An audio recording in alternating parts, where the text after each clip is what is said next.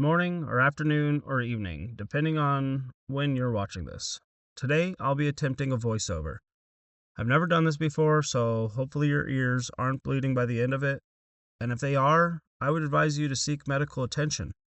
And you probably should have muted the video. No matter what, please keep watching the video. It helps with the algorithm, I think.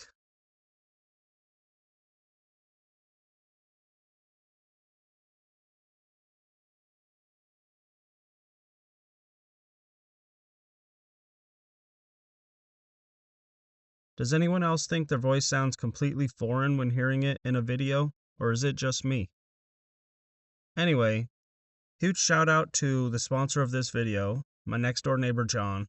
Without him and his big yellow tractor, I still would be moving dirt and concrete to prep the space for the new shop. So thanks, John.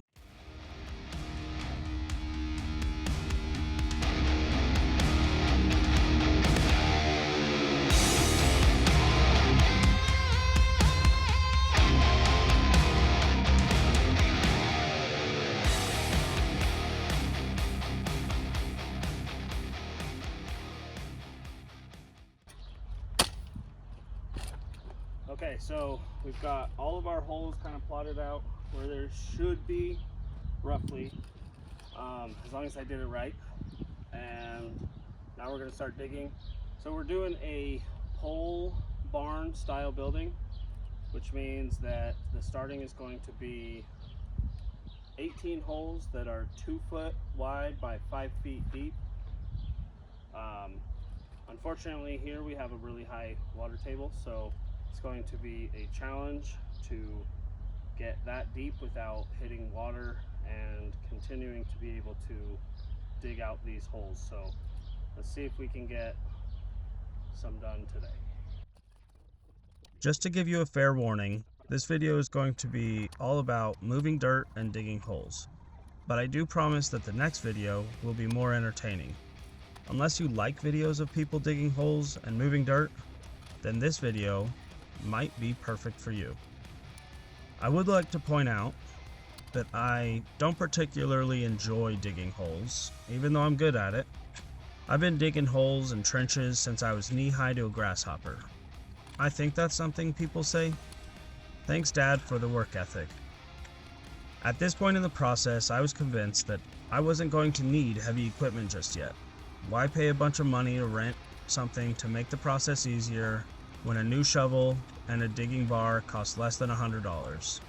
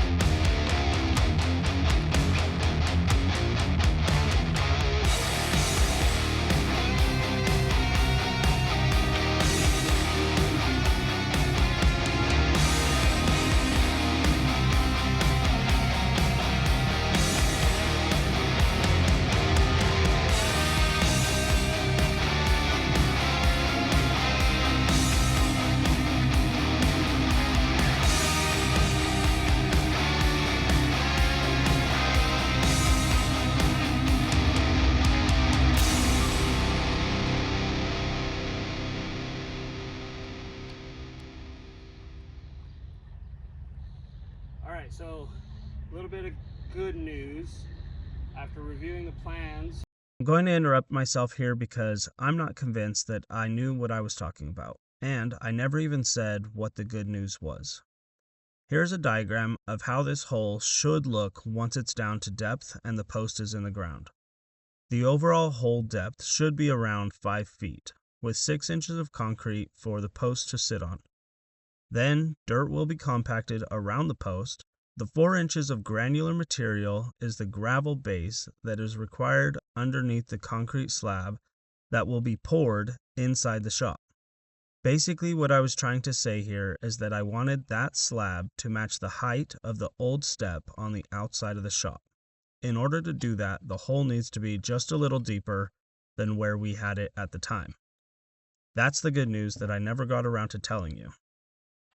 The downside that I was just about to realize is that at the depth that we had reached, there's a solid layer of clay that I never found the end of.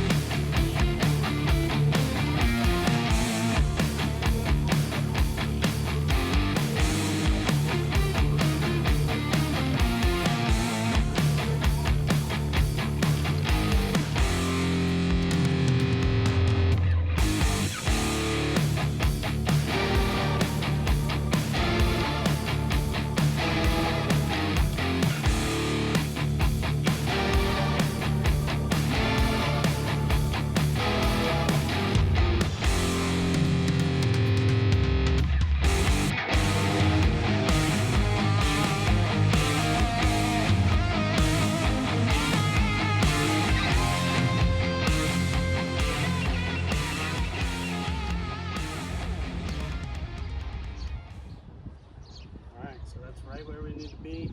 I just need to make sure it's straight walls all the way down 2 feet, and then we're good to go. I know you don't want to see me do this 17 more times, so I'll see you at the end. Well, just kidding about seeing you at the end. That clay layer I had hit turned out to be a much larger problem than I was anticipating. I did get all of the holes started by hand. Some of the holes I was able to dig to 3 feet before it became too difficult. Some of the holes it was more like 18 inches. For the most part, there weren't any big rocks though, so that was good.